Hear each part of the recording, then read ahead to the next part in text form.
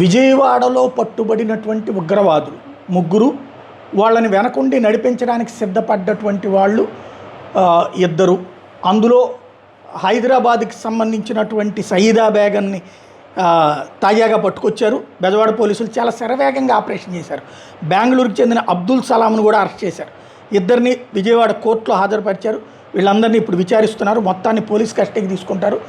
ఒకేసారి 12 మందిని గుర్తించి అందులో 5గురిని అరెస్ట్ చేయగలిగారు. మిగతా 7గురికి కోసం కూడా శరవేగంగా అడుగులు వేస్తున్నారు.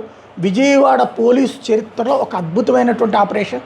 టెర్రరిస్టులకు సంబంధించి ముందుగానే పసిగట్టి, అది కూడా ఏకంగా పాకిస్తాన్తో సంబంధాలు ఉన్నటువంటి వాళ్ళని అరెస్ట్ చేయడం, వాళ్ళ లింకుల్ని పట్టుకోవడం, ఈవెన్ వాళ్ళ దగ్గర ఐఈడీలు తయారు చేయడానికి కావాల్సిన డాక్యుమెంట్లతో సహా పట్టుకోవడం.